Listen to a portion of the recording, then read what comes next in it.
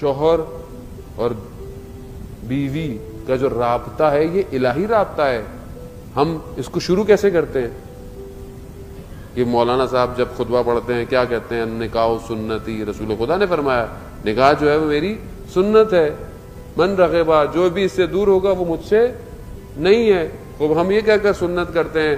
اسلامی طریقے سے نکاح ہوتا ہے، انسان پڑھتا ہے، اس کے بعد اسلام کہیں اور چلا جاتا ہے، میاں بیوی کہیں اور چلے جاتے ہیں، اسلام وہاں سے غائب ہو جاتا ہے. لیکن آپ گھر کے اندر اسلام دیکھیں کہ شوہر اور بیوی کا جو رابطہ ہے وہ الہی رابطہ ہے. اگر ایک وائف گھر کے اندر خدا کی خاطر کھڑے ہو کر کوئی بھی کام کرتی ہے لیکن خدا کی خاطر کر رہی ہے، حدیث ہے اس کا ہر کام عبادت میں شمار ہوتا ہے. ہر کام عبادت میں شمار ہوتا ہے. عبادت ہے، ایسا نہیں ہے کہ کسی کے اوپر احسان ہے، خدا کی خاطر ہے.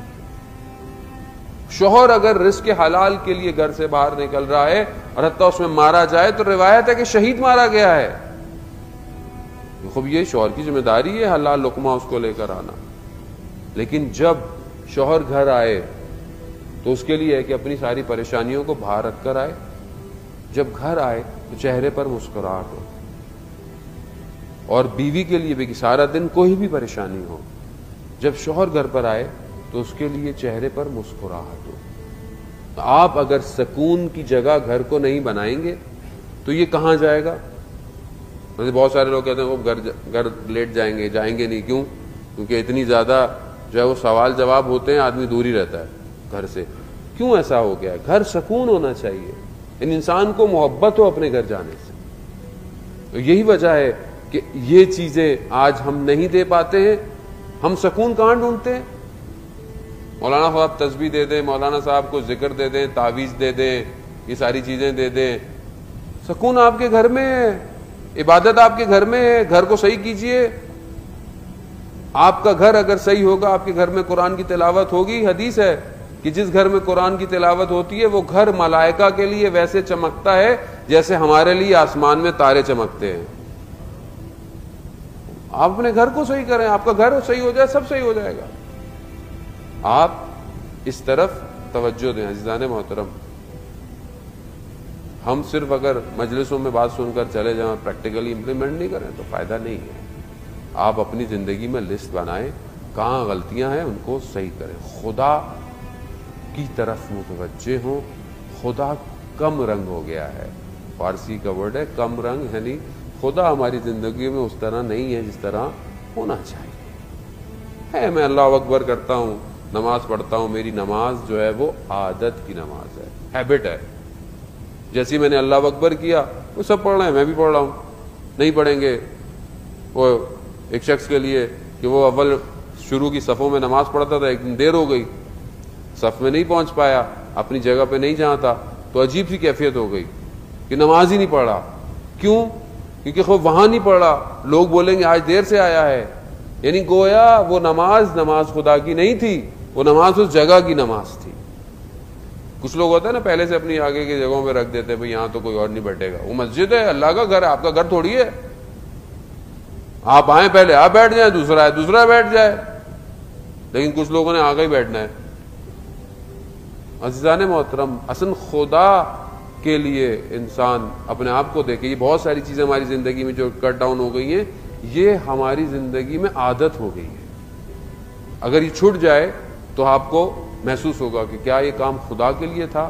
جہاں نفس کام کی مخالفت کرے وہیں سمجھ لے کہ انسان کو. آیت اللہ جواد ملکی تبریزی کے جو ملا حسین کلی ہمدانی کے شاگرد تھے، کہتے ہیں کہ میرے نفس نے کہا کہ وہ جو شخص طالب علم آتا ہے اس کے جوتوں کو سیدھا کرو، نفس صحیح ہوگا. تو نفس کو برا لگا، تو پھر کہا کہ اب اس کے غلام کے بھی جوتے سیدھے کرو تو نفس صحیح ہوگا. کیونکہ انسان کا نفس اس کو یہ کام کرنے نہیں دیتا. انسان گھر کے اندر کیا ہے، کوئی بات ہو گئی تو میں کیوں اپنی زوجہ سے معافی مانگوں، میں مرد ہوں، میں کیوں معافی مانگوں، اس کی غلطی ہے، اس کو ایسے کرنا چاہیے. خود شیطان آپ کو اکسائے گا اور بھڑکائے گا. خوب ہے اگر انسان ایک سوری کہہ دے تو کیا فرق پڑتا ہے. انسان اگر تھوڑا سا درگزر کر جائے کیا فرق پڑتا ہے. یا سامنے خاتون بھی یہی کہے میں کیوں معافی مانگوں، میری کیوں غلطی ہے. اگر یہ مخالفتیں چلتی رہیں. اور وہ وصیت میں حضرت سیدہ کیا کہتی ہیں؟ اے علی میں نے کبھی مخالفت نہیں کی, کبھی میں خلاف کی بات نہیں کی.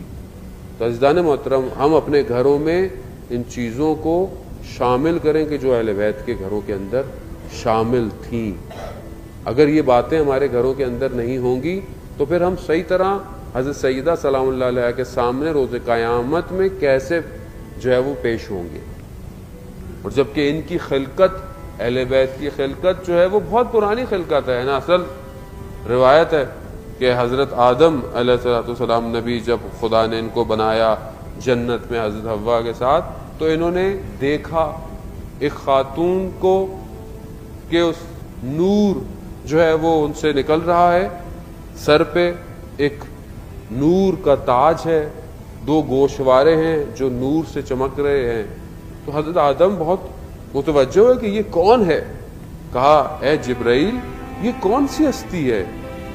کہا یہ آپ کی اولاد میں سے جو رسول آئیں گے یہ ان کی بیٹی ہے.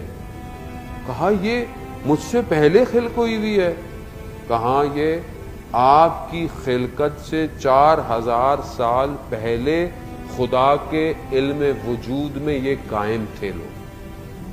تو یہ روایت میں نہیں دیکھا میں نے کہ یہ خلق تھے, بلکہ موجود تھے.